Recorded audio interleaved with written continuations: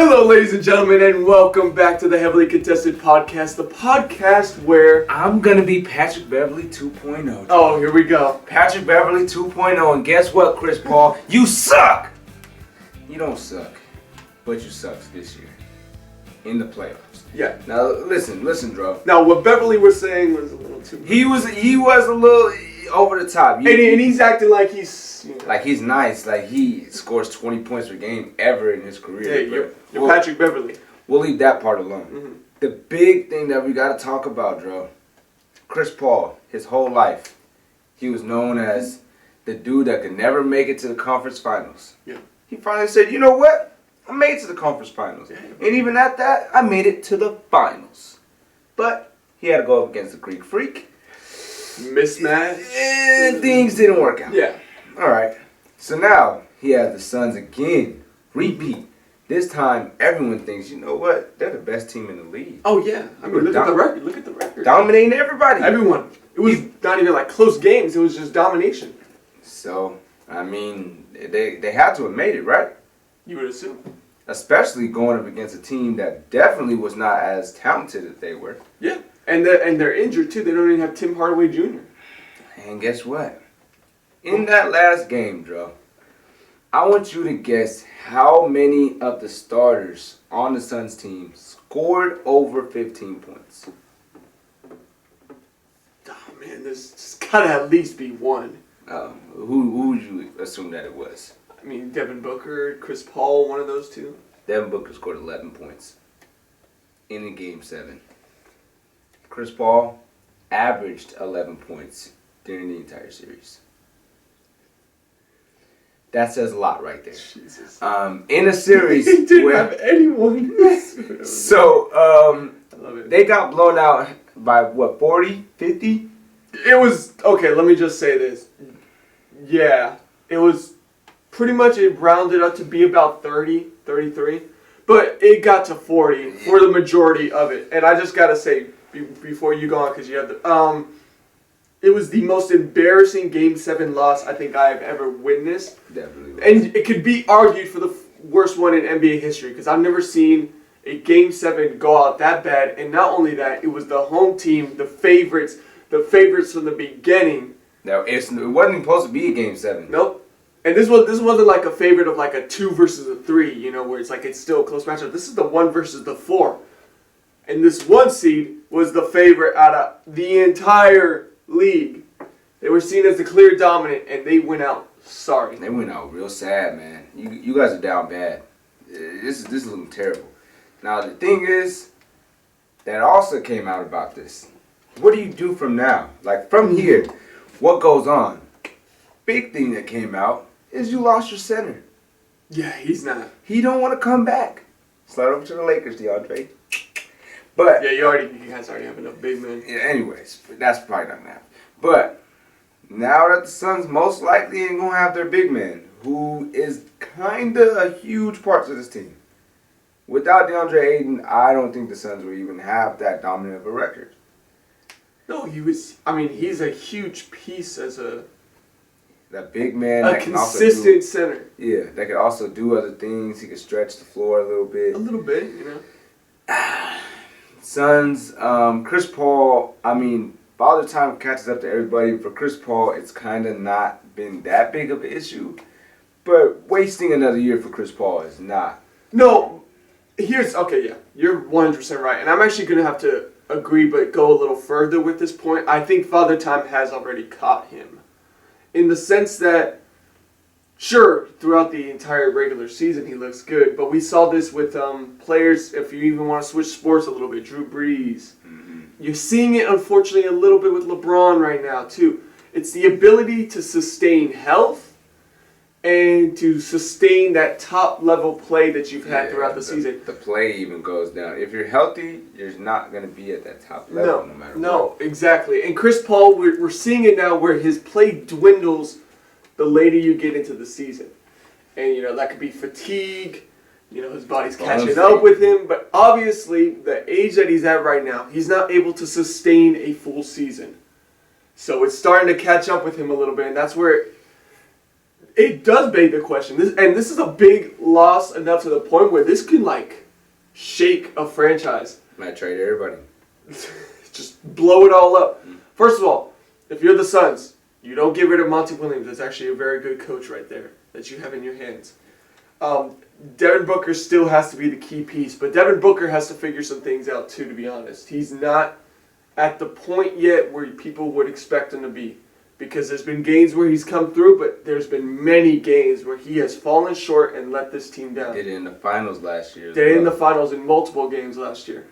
Chris Paul, it's time to start looking for his replacement.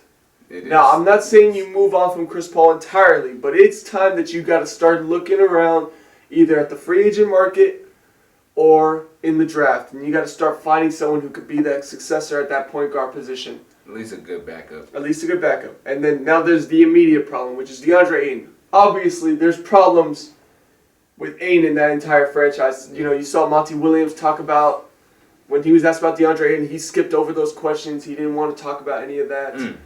DeAndre Ayton apparently asked to be just taken off the bench or taken off the roster the final part of the game. Just pretty much gave up. You know what kind of image that sends to a franchise. So it's not looking like his return. So then that's the immediate problem you got to fix. Then there's some other problems. First of all, it's the fact that you have Jay Crowder as one of your starters. Right? I mean, he's okay. I mean, at this point in his career, he's not even okay. like he's been. Jay Crowder's been around. First of all, he's been around the league. He's been, Boston, Memphis. He's been all over the place. The Cavs. I think his best run was with the Heat, just for that one season, because it could be for some reason that season, and especially that run, he was a viable 3-point shooter in that run. But he's gotten to the point now in his age where it is lackluster at best. I mean, 2 for 9 shooting, 1 for 6, and I guarantee you I can find a couple other games in the series where it was the same exact thing. Probably. So you got to start looking for another supporting cast player. This is just shocking, man. I mean, it's pretty terrible in all honesty, because the Suns, there's no way that they should have lost this game at all. No, and they shouldn't have lost this series at all. I know. Now, the other side for me, we got to talk about Luka. Because Luka, he was down in the series, and you seen him talking mess to Devin Booker, like, oh, you want to talk because you're winning, well, watch. And Luka has definitely shown up. He scored 35 in Game 7. That's what you want out of your star. Everyone talking smack when they're up. Yeah, but that's what he said. Yeah, you want to talk all this, but when it comes push to shove, quiet. No, he played. This is what the Suns are not good at, apparently, because it's happened 2 years in a row now. They're not good at physical bully ball. No, they can't do that at all. They can't do that, right? And it's funny enough, because I would argue that Phoenix could arguably be a bigger team than the Suns. I mean, than the Mavericks. The Mavericks. They're definitely bigger. Especially with DeAndre Ayton, and you still have Mikal Bridges, Cam Johnson. That's some good height right there to be able to compete with that. And for the most part, Dallas is surrounded with Luka Doncic and a solid supporting cast that really isn't great at creating their own offense. The only people that could be exceptions possibly are Jalen Brunson and Dinwiddie, but they're inconsistent with that a little bit. But it's really supporting cast players that when Luka gets them open as he engineers the offense, they're able to make their open shots. Yeah. The thing about it is that the Suns, they have 2 number 2s on their team. Chris Paul and DeAndre Ayton can be number 2s on almost every team. Yep. The Mavericks, besides Luka Doncic, have 2 number 3s, maybe even number 4s. Yeah. Developing. Like Brunson's developing into possibly becoming a number 2 option here. His real number 2, Tim Hardaway Jr., is not here. Yeah. He's injured. So, yeah, I think you got to give big, condolences to the Suns, but you got to give your homage over to Luka Doncic because, No, he deserves his flowers, man. He definitely stepped up big time, and he deserves the credit, man. And now he has to go up against the Warriors. And I actually want to just say one thing too. Looking back at the trade that happened in that NBA draft, you have Trae Young and Luka Doncic, who were both traded to their respective teams, the Atlanta Hawks and then the Dallas Mavericks. Wouldn't you say that's probably the most fair trade? One of the most fair trades in NBA. I mean, because if you even look at last year, Trae Young made a similar run to this. Trae Young did the same exact thing. No, I think about it, almost pretty much the same exact thing, right? Same exact thing. They took out that team in the first round, then they take out the 1 seed in 7. Yeah. And it was thanks to, Trae Young, and not just how Trae Young scores. I think the most underrated part of his game is his playmaking, similar to Doncic, and takes that team to the conference finals, much like what Doncic is doing. And it's probably going to have the same outcome. It's probably going to have the same outcome. But to Doncic's credit, he is playing the best basketball right now. He is the best player in these playoffs. And he doesn't really have that much help. That's the crazy thing. No, that's the crazy thing. And we're seeing that Luka is going to turn out to be what many people thought, which is a less athletic LeBron James. Very smart, I don't say less athletic. I say not athletic at all, LeBron James. But I mean, you got to give the guy some credit. But when it comes to knowledge of the game, and what I love about his game that's different, obviously, because he's not athletic. He's not like a speedster or anything like that. His game comes a little bit more from strength and skill, and then a bit of patience as well. He plays a patient basketball game. He'll hold the ball. He'll back down an opponent. He'll keep working, keep using that arm to fight in and get to where he wants to be. He doesn't get there in a hurry, but he's very patient with where he gets to. Great mid-range, a deadly three-point shot when he gets hot. Mm-hmm. You got to give Luka credit, man. He is playing the best basketball right now. And for the Suns, he might have just entirely blown up this entire Suns team with his performance. Yeah, he might have ended an entire dynasty almost. I mean, potential dynasty. If you keep making it to the finals, you low-key a dynasty. So dynasties win, though, in the end. They do win. In the end. But that doesn't disregard the fact that this could have been a potential dynasty on his hands with the way this has been looking for the Suns. And now he's quite literally probably destroyed this team's morale. Yeah. And, the Suns got a lot of question marks to fill. They got a lot of question marks to fill. Another one, the other Game 7. First of all, both Game 7s were absolute duds. But the Bucks versus the Celtics. Now this is Dro's favorite player right here, Giannis Antetokounmpo, and hurts my heart. But I have to say, looking at it, it makes sense why this happened. Because in the end, as much as we want to talk about how inconsistent he is, Chris Middleton still is the Robin to Giannis's Batman. And he is still that second man scoring-wise. Obviously, I still think Jrue Holiday is a better player than Middleton.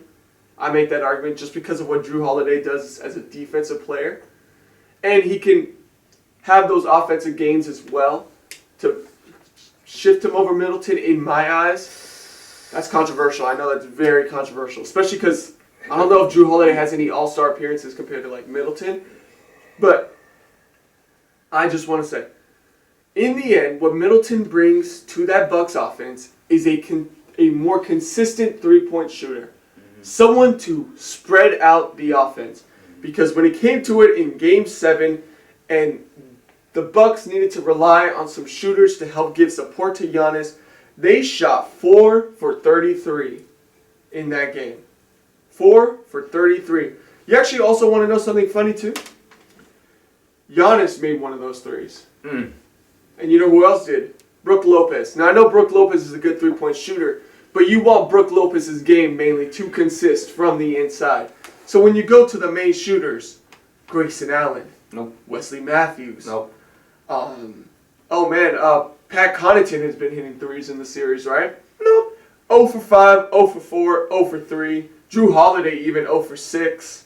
0 for 6. 0 for 6. That was the big thing for me. I feel like Jrue Holiday was a little quiet. Bobby Portis was 2 for 3. So only the big man made the threes for their pretty Bucks much right there. That's no inexcusable. Guards didn't show up.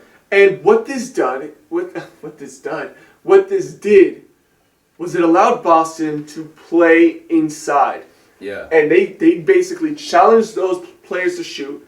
And if not, it got to a point where Giannis didn't even trust his shooters to the point where he was just having to try to force inside shots when there's 2 to 3 guys on him. And it was a great strategy. Yeah. They basically said, let your shooters win this game for you. Giannis is not going to win this game for you. No. And the shooters couldn't come through when it mattered the most. No. On the other end, the Bucks did a similar strategy. They tried to play a little more with Tatum, Jaylen Brown, and they went with the zone defense. And they decided, let's let Grant Williams be the one to beat us. And he did. I mean, there's just nothing more that you could say. I mean, damn. I mean, he beat you. Fuck. I'm sorry, I did it again. 6 or 7 threes? It was something like that. Maybe even 8 threes. Yeah, I mean, like, it was 7 threes. He took 18 threes, first of all. But he was 7 for 18. I think he had missed 5. He was 0 for 5. Yeah. And then just kept shooting. See, the strategy was working. It was working at first. It was It was like, we'll just let him be the one to take those shots. Okay, I'm gonna keep shooting It's better than Tatum getting a one-on-one option. It's better than Jaylen Brown getting a one-on-one option. We'll take that any day of the week. And I like the idea, but didn't work out. I mean, what more can you say? It's Game 7, and Grant Williams stepped up there kind of by the end. But one thing I do have to say, and it's about this entire strategy of, we saw it last year with Terrence Mann. The Utah Jazz wanted to let Terrence Mann be the one to shoot those threes. Here's the thing. I don't care how poor of a percentage you have in the NBA when it comes to threes. They're NBA players. They can step up when they need to. These are guys where if you give them enough open shots, they take so many threes every single day in practice. It's not just Steph Curry that takes a whole bunch of threes every day at practice. No. These guys still all shoot their three-point shots. And when you see in warm-ups, it's the trippiest thing. They always make them. Damn near. Jimmy Butler, who has a horrible three-point percentage, when he's shooting around, he's not nailing threes. threes. He's nailing threes. I mean, they have this in rhythm. So you give Grant Williams, respectfully, Grant Williams a great defender, but not really a great offensive player, especially when it comes to three-point line. I believe it was 20%. But you give him enough open shots, he's going to find rhythm. Yeah. I mean, he does this for practice every day. So I don't know how I feel about the strategy. I feel like it's a cool first half strategy, but at some point, you can't keep letting a pro basketball player get those shots off. Yeah. Because they'll start to fall. So then the whole point of Jason Tatum being in foul trouble, which the Bucks did a great job of doing early on, didn't even matter. Tatum was out for most of the third quarter when the Celtics started to run away with this game. Yeah, it was. Now, this entire series, though, was amazing to me. This was the best series of the entire round right there. Yeah. There was a Game 3, I think it was Game 3, where Al Horford was trying to tip the ball in. Barely. And it barely got in at the very end. But the biggest part, even in that Game 3 included, a reason why I think the Celtics won is because of the upgrade in Marcus Smart. Marcus Smart has stepped up big time this year. Defensive Player of the Year. I'm like, oh yeah, he just plays defense. Mm-hmm. But he also steps up on the offensive end. He's been shooting a little better. And at the free throw line, he got a perfect tip. A perfect tip and gave his team a chance to win the game. Even though they didn't. He gave him a chance. He gave him a chance. And on the other side for the Bucks, yes, the Bucks lost. But this doesn't change anything for the Bucks. Because they only lost because of Chris Middleton. Truthfully, in most occasions you'd be willing to say that, like in Game 6, when Giannis scores 44, you would expect Chris Middleton to be that one guy who could possibly score 15, which gets the Bucks over that hump in that game or something like that. So yeah, that's the thing. What I got to give credit to in Boston, and I actually like that you gave credit to Marcus Smart because he deserves his credit, although I still think Drew Holiday outplayed him in this series. Jason Tatum is a star. As well. Yeah. Is a star. He's a top 10 player.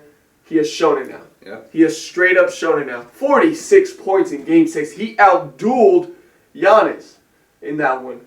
And also, there's a point to it where you could say, again, the Bucks not having anyone to help Giannis definitely hurt because when and this is me being a Giannis fan, I just got to give him credit. 44 points, 20 rebounds, and 6 assists will win you most games. In an NBA I would game. assume like 80% of games. 80%, right? Yeah. Well, it just happened at that one time. It happened to be Jason Tatum's big night. That was his prove-it game right there. Right there, yeah. That showed where Tatum is different than all the other Boston Celtic playoff runs. Yeah.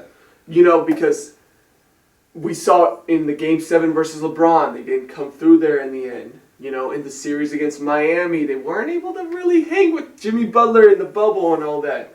You know, it kind of fell flat for Tatum. This is a different Tatum now.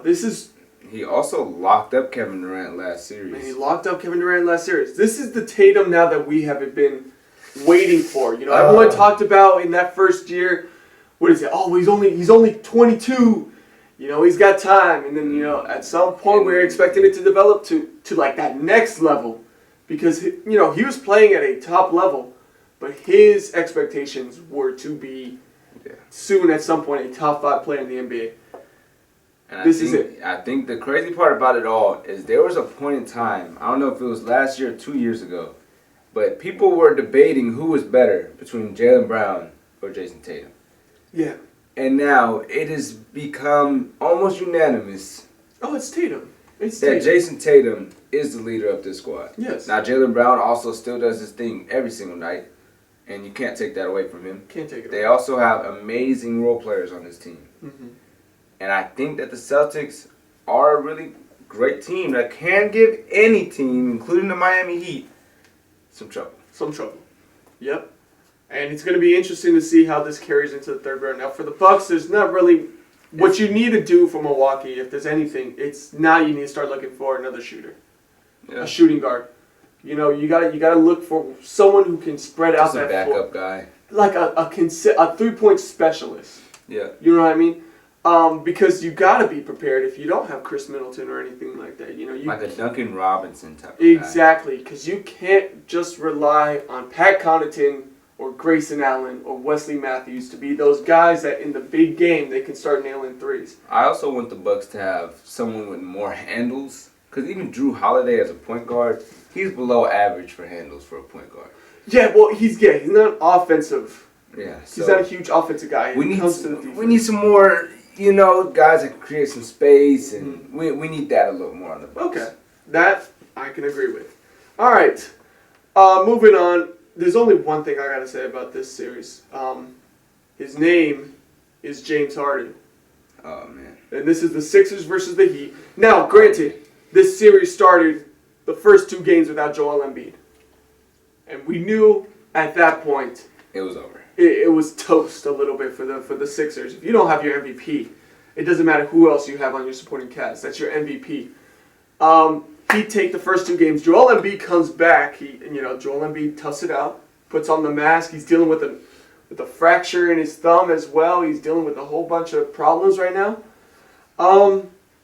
They take 2 games at home. And it was actually, I was actually a little scared. I was like, okay, he might lose. There's a little moment, and Travis's hater side was coming out. He was getting a little excited. Like, oh yes, oh yes. And then James Harden decided he didn't want to show up. And guess who decided to show up? Jimmy Butler. Guess who I have been talking about from the beginning, Travis. From the beginning. I have said this before. Travis has ignored me. First of all, I said he was my MVP prediction this year. And maybe I made that mistake because I shouldn't have expected Jimmy Butler to be available all regular season. You're going to change it to finals MVP now. Is that what you're... Well, he might be trying to go for that. I'm just saying. But either way, Jimmy Butler is a star player, a superstar player. And you know why? It's because when he does play in the regular season, he plays great basketball. But when he comes to playoff times, it does, and you have to even admit, he skyrockets. It takes it up a notch. I don't think he even had a 40-point game during the season, and I think he's had 5 already. Yeah, no, he's had multiple 40-point games. Yeah, in these entire playoffs, including the first matchup of this final round in the Eastern Conference Finals. Now, there's a lot about this Heat's team that is a little concerning in the fact that the shooters, this was the highest percentage 3-point shooting team in the regular season, has kind of gone missing in action. Even in the Sixers series, even in the Hawks series, it's quite truly been all Jimmy Butler. Duncan Robinson doesn't even play that much. Which is an interesting choice. After giving him an extension. Giving him an extension, and he wasn't playing bad. It wasn't like he was playing flat out bad. He was doing his job. They just don't like him. Get him out of here. They were just doing the job. But either way, besides that, the real problem with this series is the fact that the number 2 star that the Sixers moved a haul for. I mean, they got rid of Seth Curry, Andre Drummond, who was a good backup center. You got rid of some players, some picks to get James Harden. And where did that get you?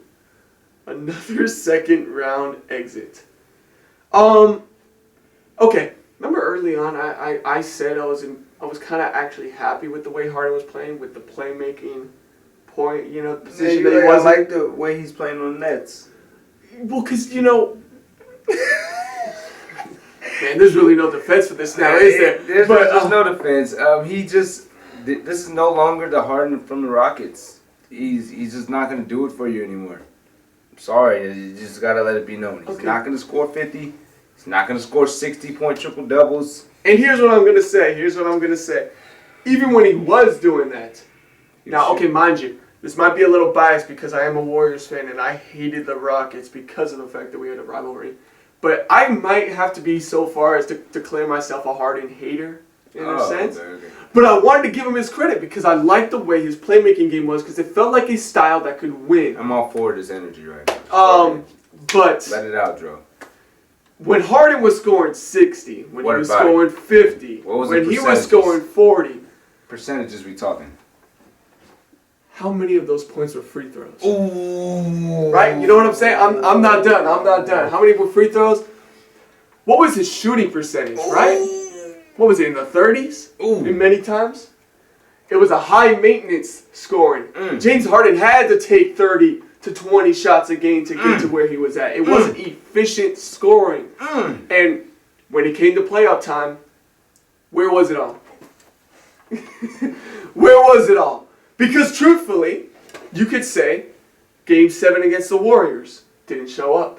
Game 6 against the Warriors didn't show up. Game 6 against the Spurs, he didn't show up. Where's he at? When they needed him in the bubble against the Lakers, where was he? Now, I know he was injured in the series last year against the Bucks, but I still want to use it. Where was he? I don't care that he had a pulled hamstring. Where were you? All right? Where were you? He was missing in action. He was missing.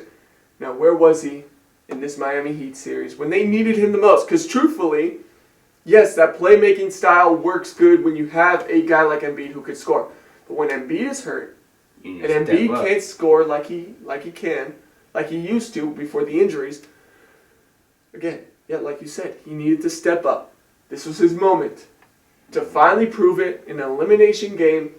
James Harden had to come through at home, and he didn't even come close. Come on, James! Again, I just want to say I truly believe that this guy, for his career, has been overrated. More than Russell Westbrook. Damn, that's like two alphas going at it right there. I wouldn't say that solely because I feel like people underestimate how important a triple-double is, and how Westbrook can consistently do that is a little insane to me still. But I do have to say this. James Harden, you want to call him one of the greatest scorers of all time. I've from the beginning, I've called him one of the greatest guys who can draw a foul. Yeah. That's pretty much one of the greatest floppers. If that's what you want to call. He's really good. And like a trap in your hand. Yes, the little hook move. A little hook move right there. He gets you in, he drives, and then he hooks like this, and then goes like that. And luckily, there's been the new rules implemented where the refs are trying to be more aware of these hook moves. These when they take the three, and Harden always does this, and that annoys the hell out of me too. When Harden shoots his three, and then he does this little fallback, like the defender didn't give him space to land or anything. He does this crazy little thing like this. And when he keeps relying on that to get the foul calls, in the biggest game... In the playoffs, they don't call it. They don't call that. And also, you're worried too much about getting the foul that you're not giving yourself enough rhythm just to take the damn shot. Yeah. You know what I mean? Harden is worried so much about doing this after the shot that he's just not following through, finishing his shot, getting in rhythm like he should be. Yeah. So again, I overrated. The thing that I gotta beg the question for is, what do the Sixers do? Because I don't even know what you can do at this point. The only shot that you got is free agency, but Harden takes up $45 million. Mm-hmm. Embiid, I don't know how much his contract is, but I know he up there too. And it's probably going to get higher if they want to keep him as well. Tobias Harris doesn't have a small contract. He's got a max, bro. Yeah, that's what I'm saying. So, I don't know what you guys are going to do. Do you trust the process going forward? I don't know if you would trade James Harden again, but then the question is, which team would even take him? You gotta ask the question though, what can you do? Honestly, Sixers, you just gotta just settle for being slightly above average. Let's just go at it again, and hopefully someone gets injured along the way. You know what? That's the sad truth about it a little bit. That's what I would do. They fully committed with this. Doc Rivers, the set of players. Tyree, you gotta hope. Your biggest hope for the Sixers right now is that Maxey starts to blossom into possibly a star here. Yeah, if he makes it to the All-Star team, then you guys are in good position. Because Tobias Harris, I have to actually give him credit a little bit, because in those first 2 games he was seemed to be the only player that was stepping up in those games. Yeah. But still, for the money Tobias Harris is getting, he is not putting up. Nah, he ain't worth that money at all. He ain't worth that money at all. He's not putting up the performances that you want from a guy like that. And it's the fact that they also chose him over Jimmy Butler. Apparently, that's what really came down to it, is the fact that they chose that they could give a cheaper max to Tobias Harris than Jimmy Butler and still keep this team together. Yeah. And that hurt him in the end. Yeah. You're right, though. In the end, the Sixers can't really do much from here because it's a weird position where you don't want to blow it up. No, you can't blow it. You can't blow it up because not only that, what message does that send to Embiid? Are you okay with wasting Embiid's prime years to rebuild? Mm-mm. No. You got to stick with what you got. You committed to James Harden now. You just got to hope that he figures out something in his game. And I know people are saying you got to hope that he figures out his 2016 form. I don't want that. If I'm a team, I don't want that because where has that gotten you so far? I just want him to play as good as he did on the Nets. He was playing really well on the Nets. He was actually. That was the one time where I was giving him credit where he was getting triple doubles. Exactly. Where his hey guys, we're back. Continuing, got a little cut off there. So sorry about that. So sorry. But yeah, for the Sixers, you gotta hope that James Harden finds a bit of that where he was getting his rhythm in Brooklyn a little bit with that playmaking and offense working a lot more efficiently. But we can't even bank on that right now. There's not really much you guys can do. You just gotta hope, wish for the best for them, to be honest. Yeah. Now on the other side, there's the last team that happened in this round that it was kind of cool, I guess. It was cute. It was a cute little series. It was cool for the first 2 games, to be honest. It was cute, but we knew what was going to happen. Mm-hmm. Warriors beat the Grizzlies. John Morant got injured. The first 2 games were actually amazing. I'm going to say this. With or without John Morant, this outcome would have happened. It would have happened. I think so. The reason why I think the Grizzlies had a bit of success early on in the Warriors, and you see this happen a lot when a star player goes out, there's a switch in game plan. There's a switch in style. Mm-hmm. The Grizzlies went from an inside scoring team with the shooters who can kind of hit their shots from the outside to a pure 3-point shooting team, in a sense, right? And then also the fact that Steven Adams came back, so he added a bit of that size, which the Warriors just can't really. That's their weakness right now. Can't do anything about it. It's hard for them to go against size like that. But when John Morant went out, it caught the Warriors off guard in the sense of game plan and style because the Memphis came out with a different energy. And it's also the fact that I think our backup head coach, Bruce Brown, is not that good. He's not that good. Steve Kerr wasn't able to be there for the final game. This is COVID things? Yeah, due to COVID. I think that definitely hurt the game plan strategy a little bit. how, we're able to adjust on the fly, that kind of thing. But in the end, the Warriors got it done in Game 6 at home. Game 6 Clay is a real thing. He's trash. It's real. Game 6 Clay is real. And here's the one statement that I want to say out of this entire series. First of all, the Grizzlies, here's my first prediction. The Grizzlies are going to be the 1 seed next year. This team I think it's very likely. is young and they're talented. Desmond Bain, they got Jackson all of a sudden. Jaren Jackson he was just pulling up. Like, when did he become a prolific three-point shooter? It's like the second Morant went out, he felt like he had the go-ahead to just start firing. He kind of, he always been a little bit of a shooter, right? Like, and he was like, you know what, John Morant, you don't want to play? Okay. I'm going to just let it loose. I'm going to be Dirk Nowitzki today. Yeah, just letting it loose. So this is a young team that I think is only going to continue to get better right now, and they have guys who are under contract too. So my first prediction is that Memphis, you're going to be perfectly fine. You're going to be a 1 seed next year. I think the only thing that they could possibly do to get better is just get older. Get old, maybe get a veteran presence, yeah. Yeah, if they get like a solid star, like someone like Victor Oladipo, who's like a bench player, but he's a veteran that can help you out a lot. It would be cool. It would be cool. But I don't really think they need anything. Exactly, because really you just need your guys to develop with time. That's all it is. It's how it is. On the other end, the Warriors. First of all, besides that Game 5, the Warriors need to be given credit for how good their defense has been playing in these playoffs. The Warriors did lose by 50. But how good this Warriors defense has been playing in this series. And it really is thanks to the 2 key stars, which are Draymond Green and Andrew Wiggins.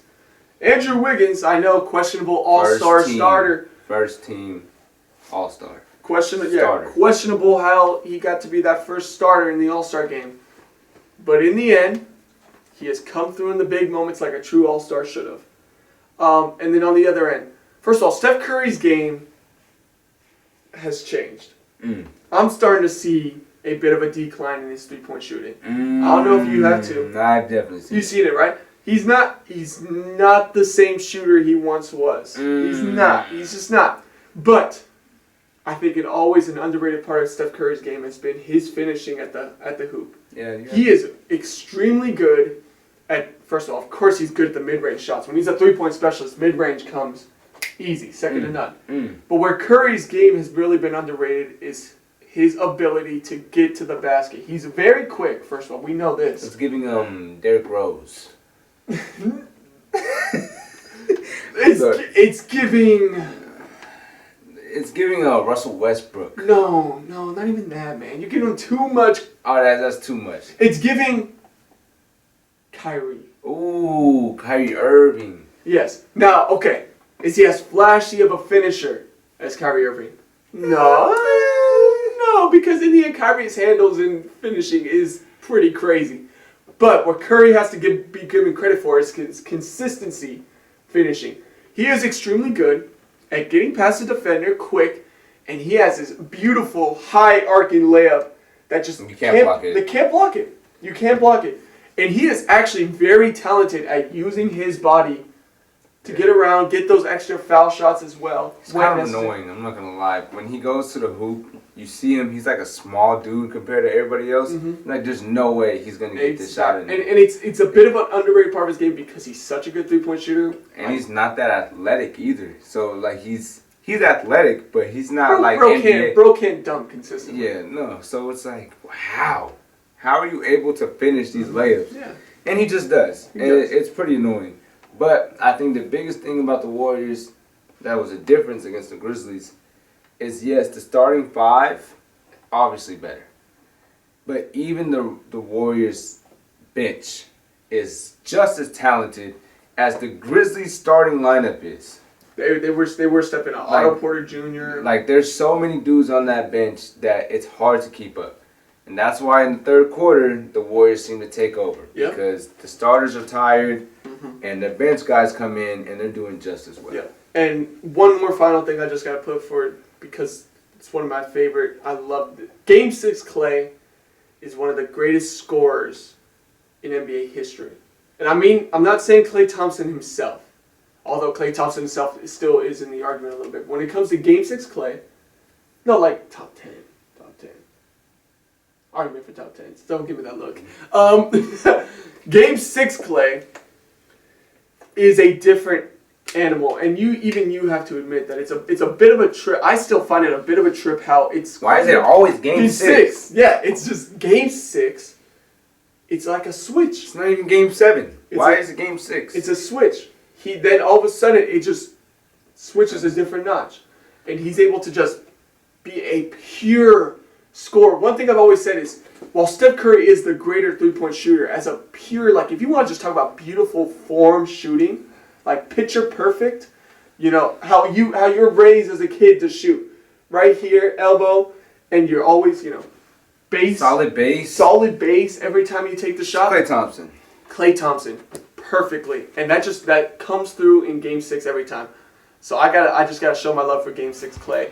Yeah. But in the end, now the Warriors are in prime position to take it to the finals.